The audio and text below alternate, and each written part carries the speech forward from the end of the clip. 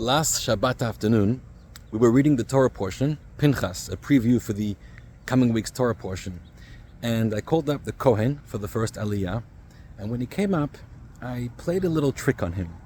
I was showing him where I'm going to be reading the Torah. And then I pointed out to a word. The word is shalom. Shalom means peace. And the word there is in the context of God rewarding Pinchas, the zealot, for his act of heroism, that God granted him the covenant of peace. But in the word shalom, the vav in the word was cracked. There was a crack in the middle of a letter. And I showed it to him. And I said, oy vey, a letter of the Torah is cracked, which means the Torah is not valid. It's not kosher. His face turned white. He announced it to the rest of the people in the minyan. Everybody turned white. We panicked. What are we going to do? And then there was a lot of tension.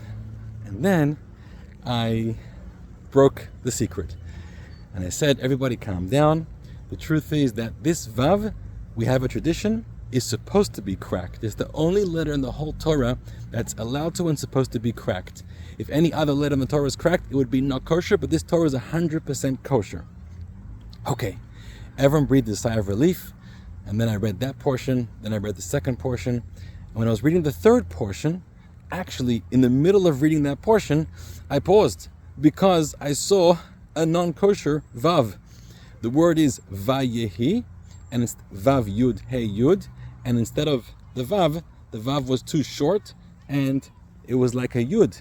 It was yud yud hey yud. So now I panicked. This is for real. And what we did was we called up a child, which is the tradition, bring up a young child just to simply, innocently identify the letters. The child came, he looked at the letter, he said it's a yud, not a vav, and we knew the Torah is not kosher. So we wrapped it up and put it away, and now a scribe is going to be fixing it. And I was thinking about what a strange occurrence. I played a little game, and then sure enough, 5 minutes later, it actually happened. We have to think about that one. However, let's talk about for a moment that cracked vav. Why is there a letter in the Torah that's supposed to be cracked? Doesn't make any sense. So the idea is as follows. Shalom means peace. Now, peace is the most important value in Jewish tradition. We do anything to create peace. In fact, it says that the word shalom, peace, is one of God's names. He identifies himself by peace. So, when we wish each other shalom, shalom in Hebrew also means hi. When we're saying hi to somebody, more than saying hi, we're also trying to bestow blessings of God to that person. We're trying to create more awareness and connection and love of God to that person. So think about that when you say shalom to somebody, it's more than just saying hi.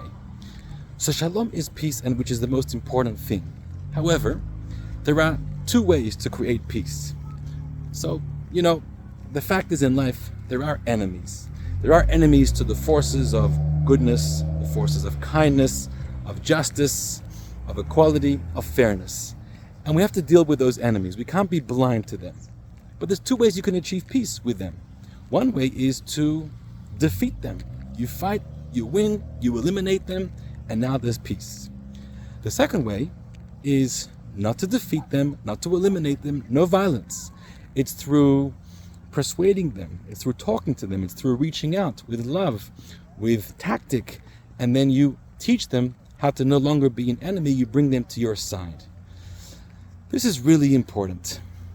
At the end of the day, because peace is so important, you've got to do whatever it takes to create peace. Violence and war is a last resort.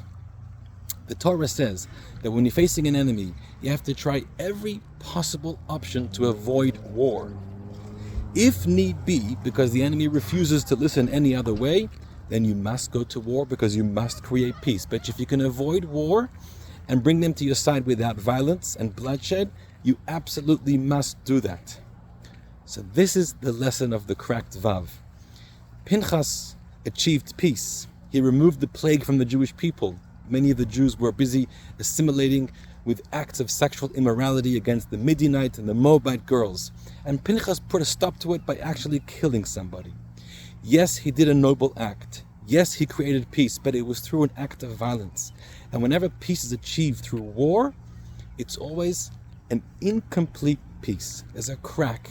It's a broken peace. It's a peace. It needed to be done, but it's imperfect. And the Torah is teaching us that if you want to create perfect, complete, unbroken shalom without a cracked vav, there are other ways to do it. You have to figure out if you can accomplish peace without bloodshed. So this is a really important takeaway for all of us, individually in our lives, collectively, as a nation, as a people. There are always going to be enemies to our personal selves, to us as a nation. We need to always create peace. We need to use any possible resort to achieve that, but violence should always be the last resort. Do everything in our power to befriend them, to persuade them.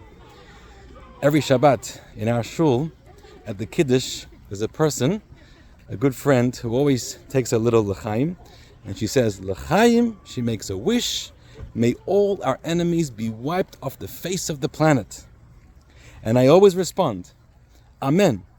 L'chaim, may all our enemies become our friends. And we all toast l'chaim to that. That's a weekly ritual that we have. So think about how we can be cleverer in reaching out to those who are in a disagreement, who are not on the right path. They need our help, they need our guidance. But try. Don't fight, don't argue, don't try to win through hostility, through violence, through force. Try to win them over with love. L'chaim, to a peaceful world where everybody is on the right side. God bless you.